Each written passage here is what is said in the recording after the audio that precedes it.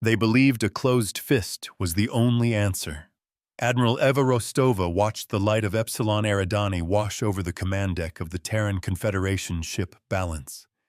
It was a cold, indifferent glare that cared nothing for the lives held hostage in its orbit. Below the garden world of Kepler's Promise hung like a sapphire tear in the void besieged not by warships, but by an idea. That idea had a name, the Vok Ascendancy, and it had the fleet to enforce its philosophy. Report Rostova said, her voice a low anchor in the quiet hum of the bridge. The scent of ozone and chilled coolant hung in the recycled air. Her first officer, Jian Li, stood ramrod straight, her eyes fixed on the main tactical display. No change, Admiral. The Vok fleet maintains a standard interdiction posture. 27 Capital-class hulls supported by 135 escort pickets. They control every approach vector. A soft chime sounded from the console, a funereal note. The ultimatum timer now reads 71 hours, 16 minutes. Rostova's gaze drifted to the civilian comms channel, a cascade of silent, desperate pleas.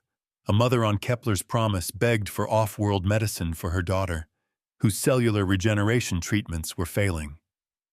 A farmer described his crops withering under the atmospheric dust kicked up by Vok orbital patrols, his voice hollow with the certainty of ruin. A teacher tried to lead her students in a song and her voice cracking before the feed cut out. The stakes were never just numbers on a screen. They are broadcasting their terms on all public channels. Lee continued, her tone tight with disgust. Total submission to ascendancy doctrine. The colony must dismantle its independent governance structure, surrender its primary fusion cores, and accept a Vok Praetor as its sole authority. Non-compliance will be met with systemic purification. Systemic purification. A sterile term for orbital bombardment. Rostova felt the familiar vibration of the ship's grav plates through the soles of her boots, a steady reminder of the power she wielded and the restraint she was sworn to uphold. Their doctrine was a hammer, and it saw only nails. Archangel Rostova addressed the empty air beside her command chair. A calm, synthesized voice responded, its holographic emitter casting a simple blue sphere of light that pulsed with each syllable. I am here, Admiral. Run the latest threat assessment. Focus on the Praetor's command vessel, the Iron Will. Give me a projection on their adherence to the ultimatum doctrine. Is there any chance they will negotiate?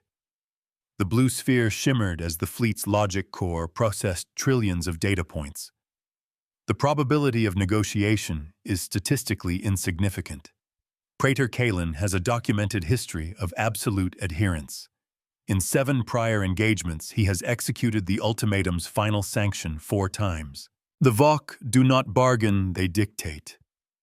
Then we will have to teach them a new way to communicate.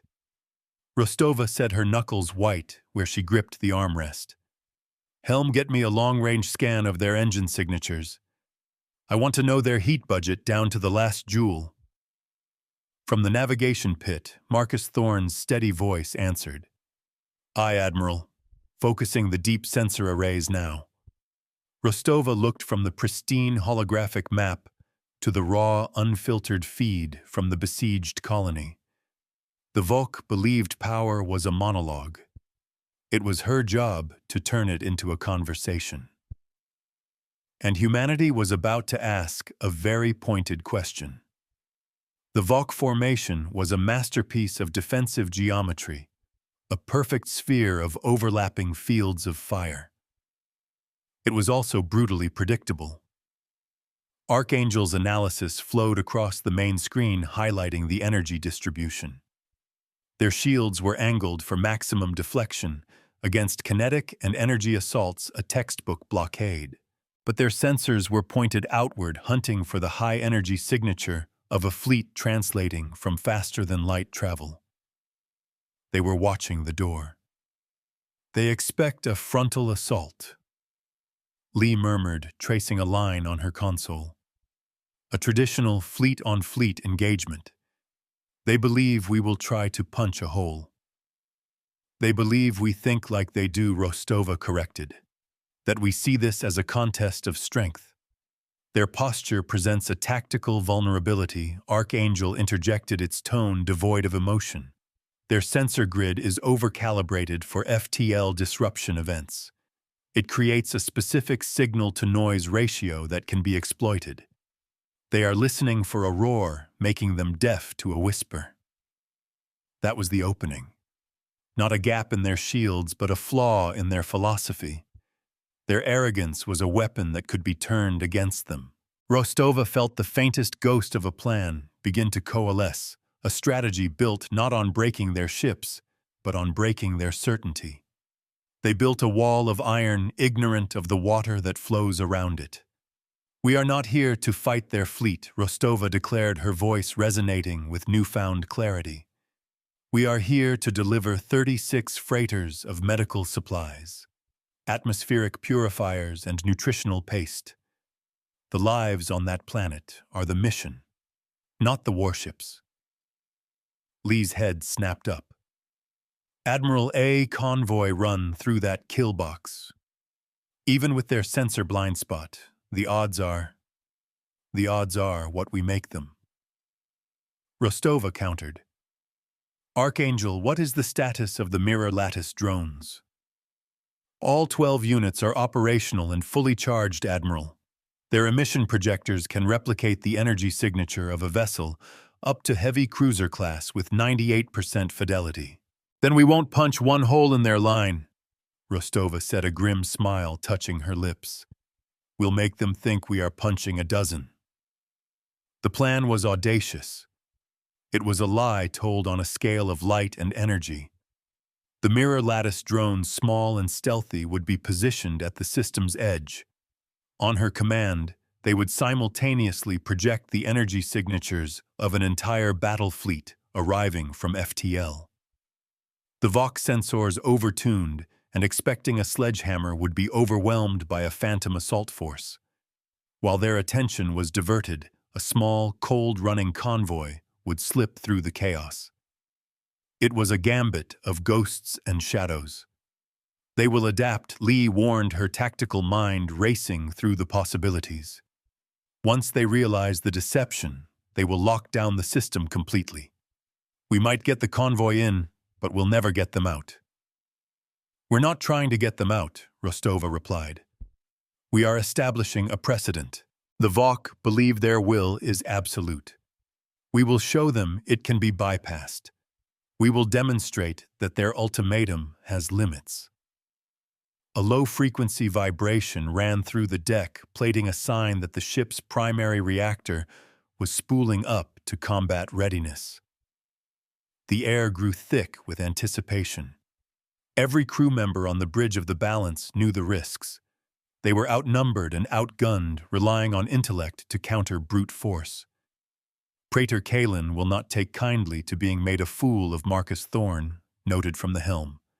His pride will demand a response. I know, Rostova said softly. And that is the second part of the lesson. For every action, there is an accounting.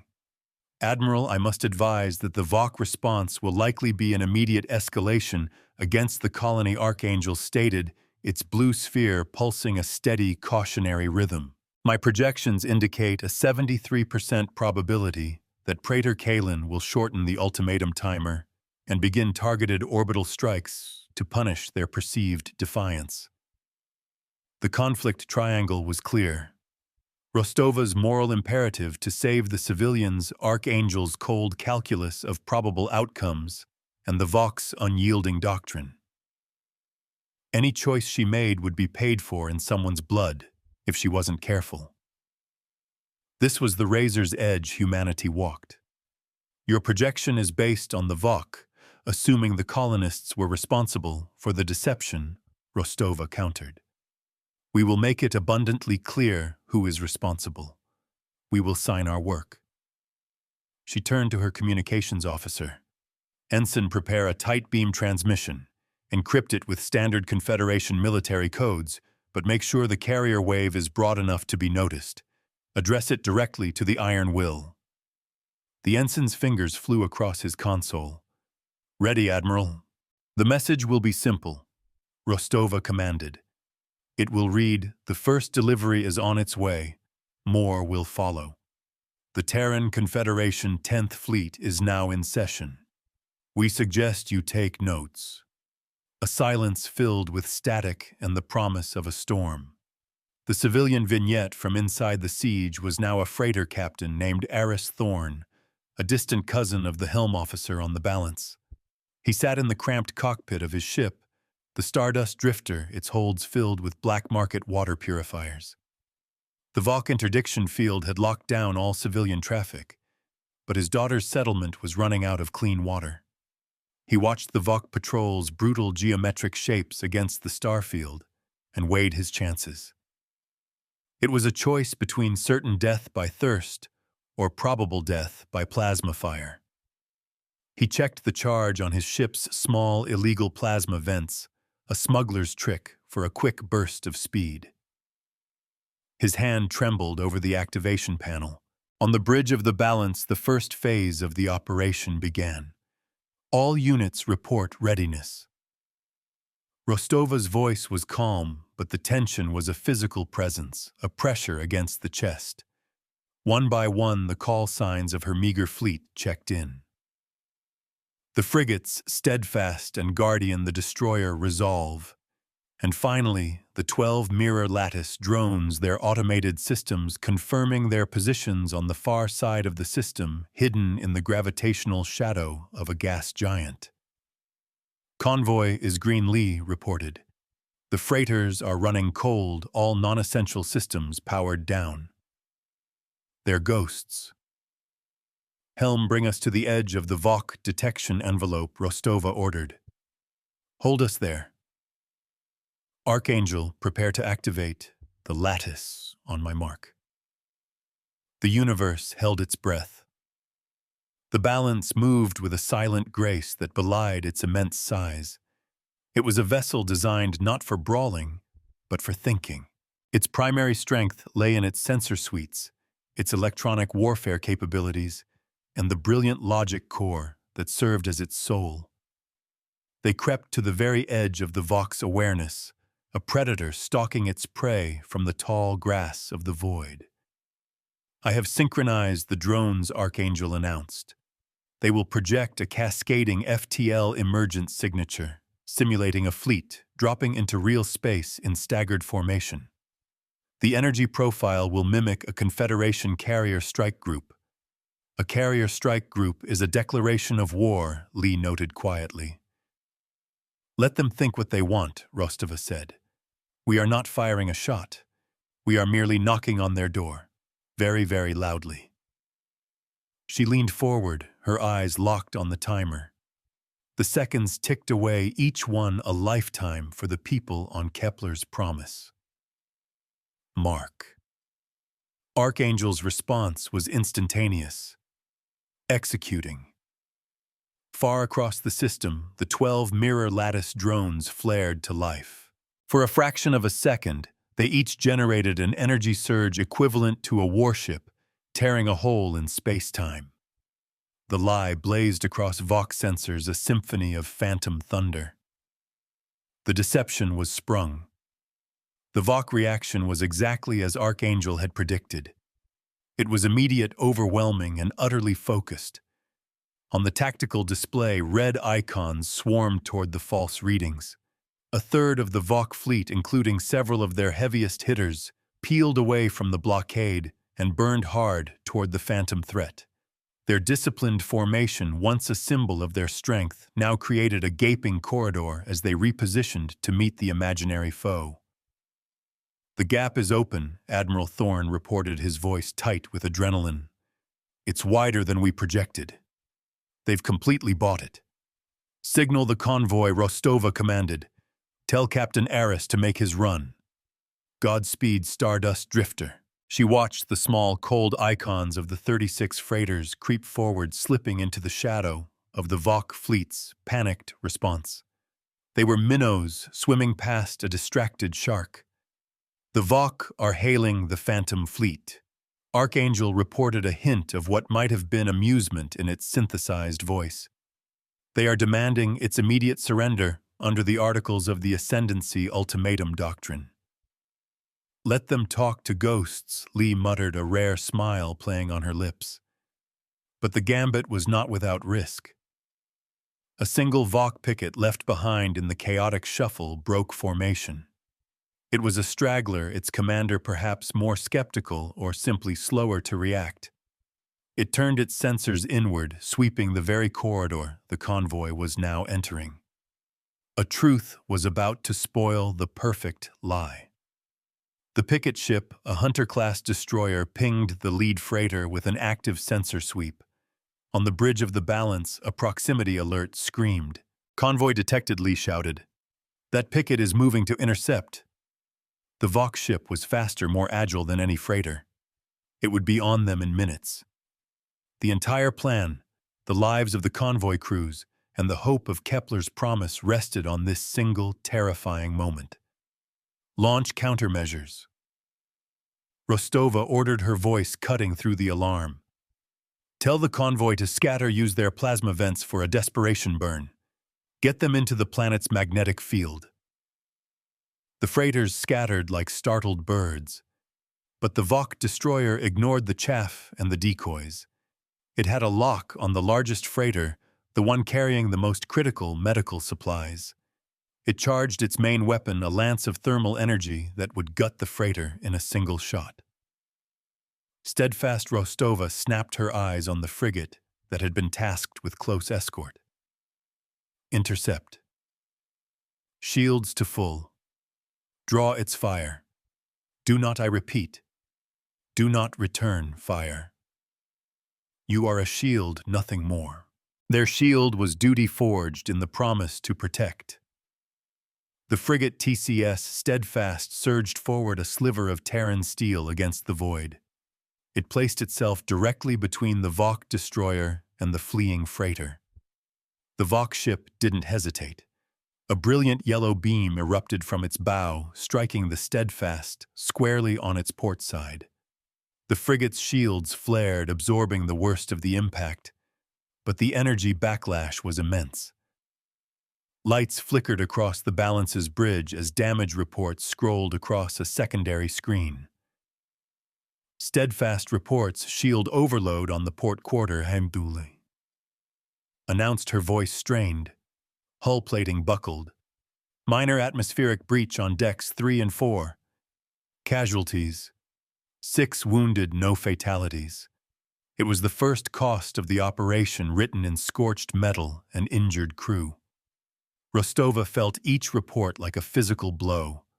She had sworn to avoid bloodshed, but the Vok's aggression had forced her hand. The price had been paid, but the sacrifice worked. The freighter, clear of the immediate danger, made a final burn for the planet's atmosphere. The rest of the convoy followed, vanishing from Vok sensors as they plunged into the swirling clouds of Kepler's promise. The first delivery was made. The ledger was open, and the first entry was written in fire. On the Vok command ship, Praetor Kalin watched the Terran frigate absorb the blow without retaliating. He saw the convoy disappear into the planet's gravity well. The Phantom Fleet on his main screen vanished as the Terran drones powered down their projectors. The deception was revealed in its entirety, leaving him with nothing but rage and the bitter taste of humiliation. "They mock us," he hissed to his subordinate. "They play games while an entire world defies the will of the Ascendancy." His comms officer turned. "Sir, we are receiving a message. It's from the human flagship." Kalin's eyes narrowed. "Put it on screen." The simple text appeared stark and arrogant. "The first delivery is on its way. More will follow. The Terran Confederation 10th Fleet is now in session. We suggest you take notes." The Praetor's fists clenched. This was not a military engagement. It was an insult. It was a lesson, and he was the unwilling student. His doctrine demanded a response, an overwhelming show of force to re-establish the certainty of his power. He would provide one. Shorten the timer, Kalen commanded, his voice a low growl of fury. 24 hours, and target the planet's primary orbital mirror. I want them to watch their sky burn. The threat was transmitted system-wide. On the bridge of the balance, the mood sobered instantly. The small victory of the convoy run evaporated in the face of the Vox's brutal escalation. They had won the engagement, but they had just made the larger conflict infinitely more dangerous. An orbital mirror, Thorne asked from the helm. That's civilian infrastructure. It regulates the planet's climate. Destroying it would cause ecological collapse. That is the point, Rostova said, her voice grim. The Vok do not distinguish between civilian and military targets. They see only compliance or defiance. We have shown them defiance. This fleet teaches by numbers and remembers by ledgers, never by collars. The old Confederation creed echoed in Rostova's mind. The Vok sought to place a collar on an entire world. Humanity's role was to present them with a ledger, one that clearly showed the true cost of their actions. A new strategy was needed, one bolder than the last. They believe we are cowards for hiding behind tricks and ghosts, Lee analyzed, her gaze sweeping the tactical display. Now they're daring us to fight. They've tightened their formation again, leaving no gaps.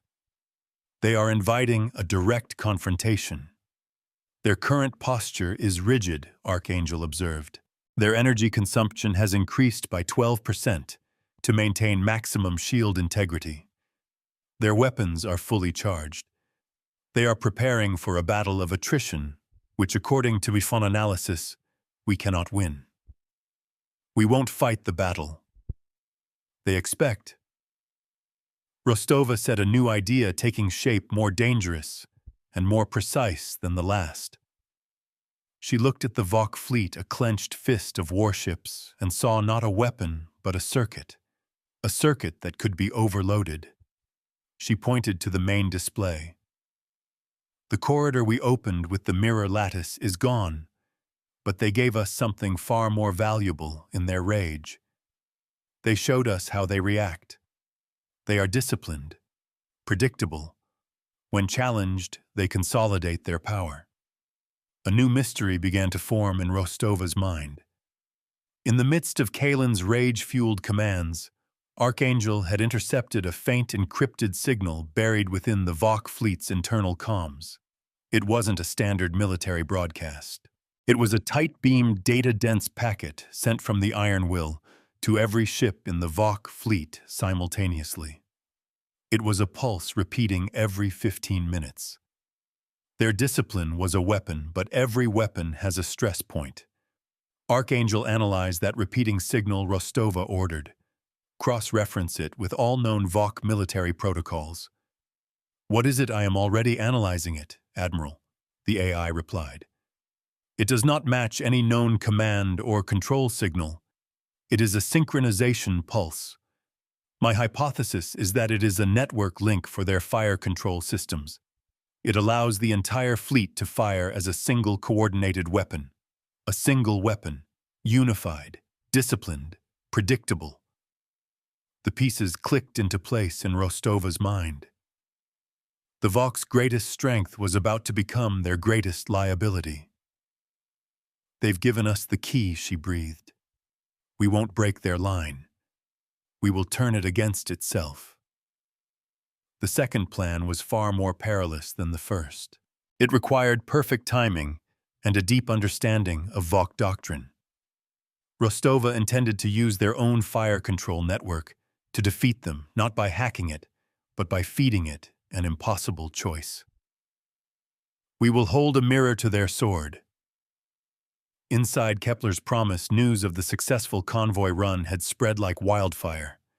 A brief, desperate surge of hope filled the comms channels. The vignette shifted to the teacher who had tried to lead her students in song. Now she held a small, rehydrated nutritional biscuit, explaining to the wide-eyed children that friends from far away had sent it. She told them that even in the dark there were helpers. Her words were a small shield against the Vok's new, terrifying deadline. On the balance, the mood was anything but hopeful. It was grimly determined. The crew worked with a quiet, focused intensity, preparing for a maneuver that bordered on suicidal. They were going to fly directly into the teeth of the Vok fleet. "They will fire the instant we cross into their weapons range," Lee stated flatly, outlining the Vok kill box on the tactical map. "Their synchronized system means every ship will acquire a target and fire simultaneously. We will be vaporized." "Not if they are firing at each other," Rostova countered. The plan was elegant in its audacity. The human fleet would approach from the system's ecliptic plane, forcing the spherical Vok formation to flatten slightly to meet them. Then, at the last possible second, a squadron of mirror-lattice drones would deploy between the Vok ships, activating their energy projectors for a single brilliant pulse. They would become the ghosts in the machine. If the timing was perfect, the Vok's automated fire control, slaved to the synchronization pulse, would be unable to distinguish between the real Terran ships and the sudden high-energy drone signatures appearing in their midst.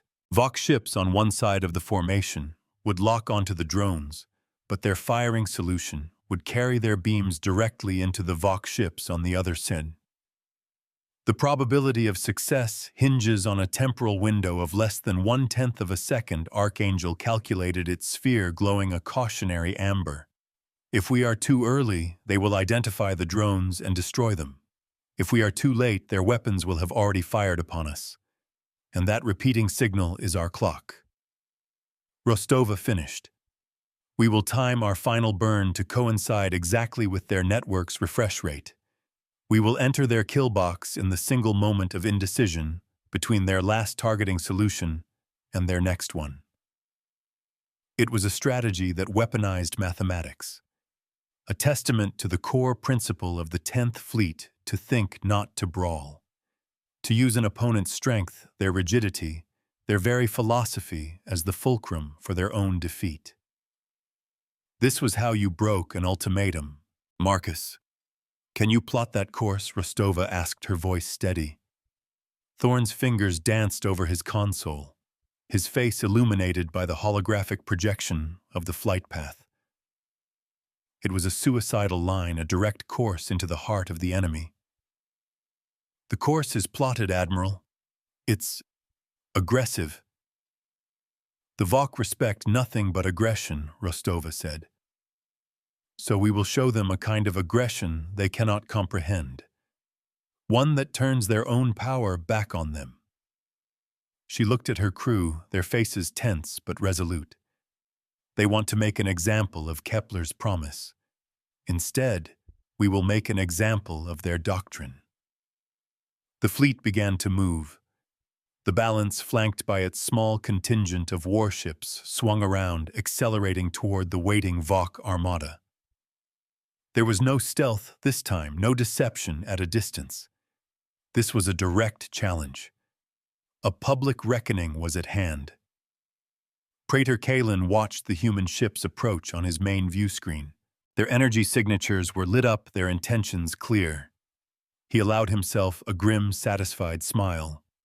The humans had abandoned their cowardly tricks. They were coming to Vos his fleet in a proper battle, a battle they could not possibly win. "They are fools," he declared to his bridge crew.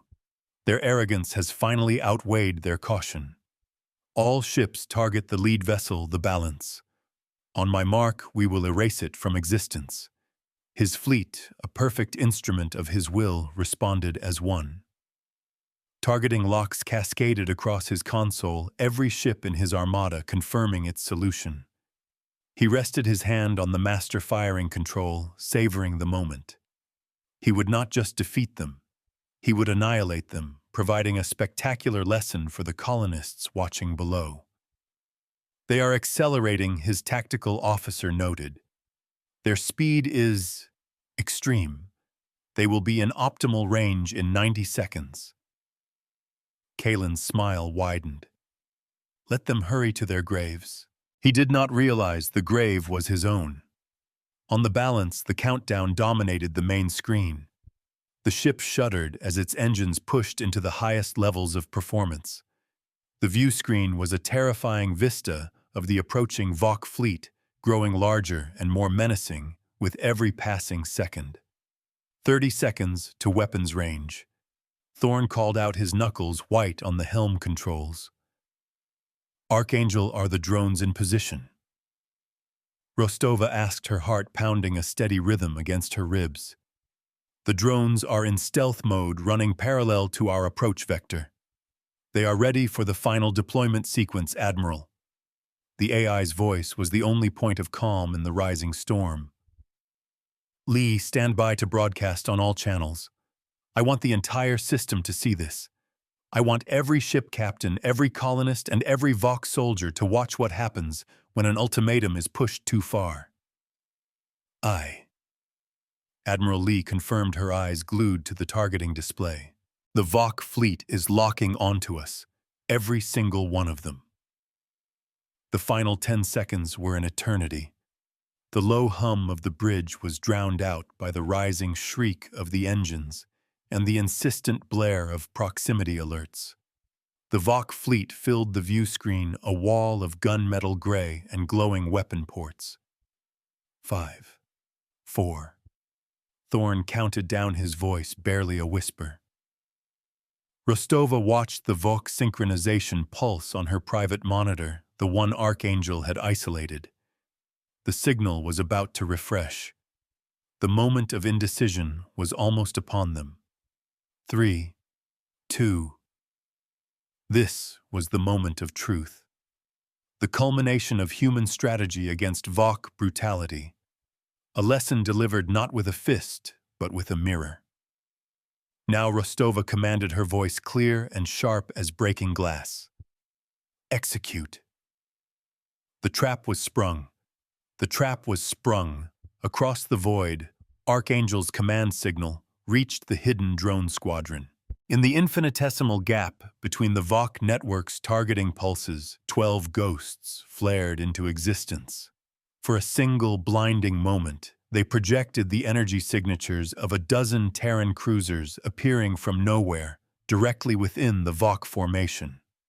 The Vok's synchronized fire control system, designed for unified action, did what it was built to do. It acquired the nearest, most immediate threats. A lattice of pure destruction erupted in the space between the warships. Hundreds of energy beams, meant for the distant Terran fleet, instead found targets mere kilometers away. A Vok battlecruiser's main cannon, aimed at a phantom projection, tore through the unshielded engine block of its sister ship. A volley of plasma torpedoes locked onto a drone's fleeting signature slammed into the command tower of a destroyer. The silent fury of the void was filled with a cascading chain reaction of fratricide. On the bridge of the balance, the crew watched in stunned silence as the Vok fleet tore itself apart. The main view screen was a horrific tapestry of blooming explosions, crippled ships, venting atmosphere, and uncontrolled energy discharges. The perfectly disciplined fist had just punched itself in the face.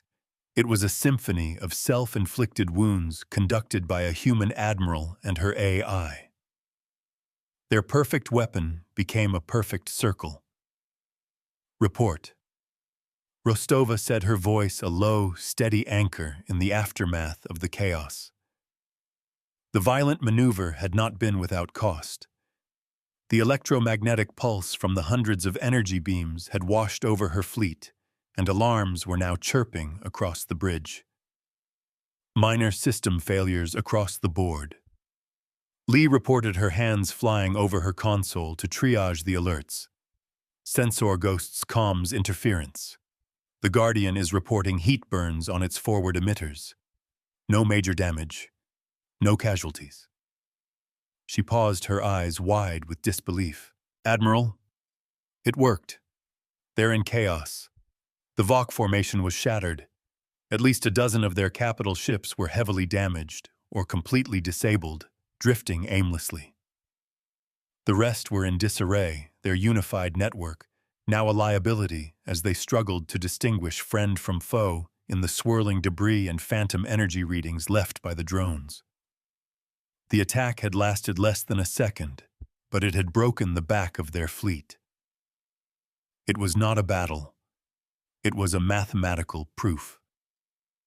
On the bridge of the Iron Will, Praetor Kalen stared at the carnage, his face a mask of disbelief that quickly hardened into pure fury. His perfect fleet, the instrument of his unbending will, had been turned into a circular firing squad. His subordinates were shouting reports, their voices laced with panic. Fratricide. Uncontrolled fire. Network compromised. The words were meaningless noise to him. Silence, he roared, the sound cutting through the din. He pointed a trembling finger at the distant, undamaged Terran ships. They did this. This trickery, this dishonor. He was blind to the flaw in his own doctrine, seeing only the enemy's deception. His ultimatum had been defied. His authority had been mocked. His pride demanded a final, undeniable answer. He would not be remembered as a fool. He would be remembered as a force of nature. All remaining ships, he commanded, his voice dropping to a venomous growl. Disregard the Terran fleet. Target the planet. Initiate the final sanction protocol. If these people prefer chaos, I will give them an eternity of it. A new order was given, born of hate and shame. The Vox ships that were still combat-capable began to turn. They ignored the balance and its escorts, their movements sluggish and damaged, but their intent was unmistakable. They were repositioning to begin a full-scale orbital bombardment of Kepler's promise. Kalen was prepared to slaughter millions to erase the memory of his own failure. "Admiral, they're going for the planet," Thorne warned from the helm, stating the horrifyingly obvious. "They are going to burn it all." Praetor Kalen has activated a contingency protocol I have not previously encountered. Archangel announced its blue sphere, pulsing with an urgent crimson light. It is designated Scorched Sun. My analysis is incomplete, but it appears to be a coordinated overload of their ship's reactors directed at the planet's magnetic field. The intent is not just bombardment. It is atmospheric ignition. The bridge fell silent. This was beyond brutality. It was an act of cosmic vandalism. Kalen intended to turn the very air of Kepler's promise into fire. Rostova's first strategy had been to bypass their strength. Her second had been to turn it against them. Now facing the ultimate act of nihilism, she knew her third and final strategy had to be absolute. The lesson was over. The time for teaching was done. The time for a ruling had become. Archangel Rostova said, her voice devoid of any warmth. Calculate the total cost of Praetor Kalen's adherence to the ultimatum doctrine. Not just this engagement, all of them. Quantify the resources expended, the economic damage inflicted, and the lives lost in his 7 prior campaigns. Compile it. I want a full accounting, a ledger of his entire career. The calculation is underway, Admiral. The data is significant. Lee, prepare to load that data into a communications torpedo. Target the Vox fleet, but not as a weapon. We are going to give them a history lesson. She turned to face her crew, her expression carved from granite. Marcus, plot a course directly for the Iron Will. We are going to hold them accountable. The civilian vignette on the planet showed the teacher and her students huddled in an emergency shelter deep underground. The lights flickered as the ground began to tremble. One of the children began to cry, asking if the friends from the sky were still there. The teacher hugged the child close, her own fear a cold knot in her stomach. "They are," she whispered, trying to believe it herself. "They are holding the line for us." Holding the line meant drawing one of your own. The Terran fleet surged forward, no longer a scalpel, but a spear. The Vok ships, focused on their grim new task, were slow to react. They were wounded, disorganized, and consumed by a singular, hateful purpose. The Balance and its escorts flew through the debris of the earlier engagement, a graveyard of Vok ambition. "We are taking fire," Lee reported as the first proximity alert sounded. A handful of Vok pickets, still loyal to their praetor, opened up with their remaining weapons. Beams of angry red energy splashed against the Balance's forward shields. The ship shuddered under the impacts, the deck plating groaning in protest. "Shields at 80%, came the report. The scent of burnt ozone filled the air as the ship's defenses strained to absorb the punishment. This was the price of a direct confrontation, another entry on the ledger. "Ignore them," Rostova commanded. "Our target is the Iron Will. We need to sever the head of the snake." The Resolve.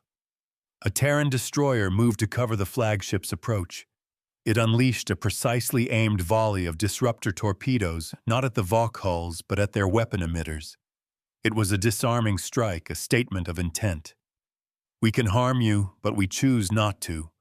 The Vok pickets found their main guns sputtering and dying, silenced by the pinpoint accuracy of the human counterattack.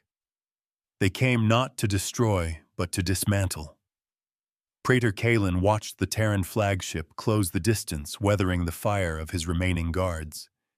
He could not understand their tactics. They were not aiming for kill shots. They were disabling his ships with an infuriating degree of precision. It was as if they were editing his fleet, not fighting it. "The Scorched Sun Protocol is at 80% readiness," his officer reported. "We can fire in 60 seconds. "Let them come," Kalen snarled. "They will have a front-row seat to the cleansing." He felt a surge of triumphant nihilism. He would have his victory even if it was a victory of ashes. On the Balance, Archangel's voice cut through the tension of the approach. "The ledger is complete, Admiral. The data packet is loaded into the communications torpedo. It is ready to be delivered." "Launch it," Rostova ordered. "Broadcast the full unencrypted contents on all Vok internal fleet frequencies. Every captain, every pilot, every engineer. They all deserve to see the bill." A single torpedo shot from the Balance. It wasn't armed with a warhead. It was armed with truth. As it neared the Vok fleet, it bloomed into a cloud of data, a ghost that passed through shields and hulls, delivering its message directly into the minds of the Vok crews. The reckoning was not a bomb. It was a revelation. On bridges across the Vok fleet, consoles flickered. The grim countdown to atmospheric ignition was replaced by stark, cold numbers. The fuel cost of 7 blockades. The man-hours wasted. The projected economic collapse of the worlds Kalen had purified. And then came the final brutal tally: 4.2 million sentient lives extinguished in the name of a doctrine that had never once resulted in peaceful compliance. It was all there, sourced from their own internal records, compiled and presented by the human AI. A Vok captain stared at his screen, his blood running cold. He remembered the reports from Cygnus X1, a world Kalen had pacified. The official record called it a strategic sterilization. The human ledger called it the murder of 800,000 civilians, and showed the Vok's own reconnaissance footage to prove it. He saw the faces of the dead reflected in his console's glare. The unified will of the Vok fleet began to fracture. Doubt, the most potent of weapons, had been deployed. Their certainty was a castle of sand, and the tide was coming in. "The Scorched Sun Protocol is ready," Kalen's subordinate announced. Fire, Kalen commanded, a triumphant roar in his throat. But nothing happened. On the bridge of the Iron Will, a series of sharp, percussive impacts rocked the ship. The lights flickered and died, replaced by the hellish red glow of emergency lighting. "What is happening?" Kalen demanded. "The Terran flagship. They targeted our primary command conduit and reactor regulators. His engineer stammered, his voice filled with disbelief. Our main systems are offline. We cannot fire. Rostova had not destroyed his ship. She had unplugged it. The iron will was adrift. Its fangs pulled, its voice silenced. Praetor Kalin was left powerless on his own bridge, forced to watch as the consequences of his actions unfolded. A low chime echoed across the bridge of the balance. A single Vok cruiser, then another, then a dozen powered down their weapon systems. Their running lights, once a menacing crimson, shifted to a neutral blue. The fleet, freed from the grip of Kalin's fanatical will, was making its own choice. The ultimatum was broken. A formal communication request came through not from the Iron Will, but from the Vok battlecruiser Vigilance. Lee put it on the main screen. The face of a Vok captain appeared, his expression weary and grim. "This is Captain Vorlog of the Vok ship Vigilance," he stated, his voice heavy. "On behalf of the Vok Third Armada, I am formally rescinding the ultimatum against Kepler's promise. Praetor Kalin has been relieved of command. We are standing down." Rostova simply nodded. There was nothing more to say. The numbers had said it all. "The Vok fleet is withdrawing." Thorne reported, his voice filled with awe. "They're actually leaving." The immediate aftermath was quiet. The remaining Vok ships began rescue operations for their disabled sister ships, a task they undertook with a somber efficiency. On the public comms, a single system-wide message was posted by Captain Vorlog, logged for all to see. The Ascendancy's ultimatum doctrine was officially suspended, pending a full review, its operational cost now deemed untenable. The public ledger had forced an institutional change. Rostova watched the enemy fleet retreat their engines, leaving faint trails in the darkness. She felt the vibrations of her own ship's systems returning to normal, the faint hum of victory replacing the shriek of battle. The cost had been high, written in the scorched hull of the Steadfast and the rattled nerves of her crew. But the line had been held. The orbital mirrors of Kepler's promise, once targeted for destruction, now swam back into their proper alignment, their vast surfaces catching the light of Epsilon Eridani and reflecting it down onto the world below, a cascade of engineered dawn.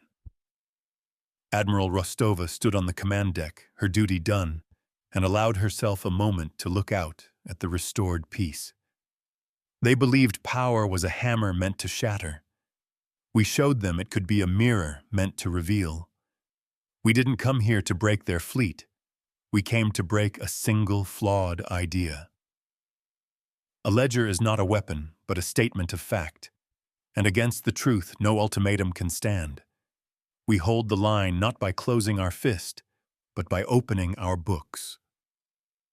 Humanity does not break the abyss. We teach it how to see.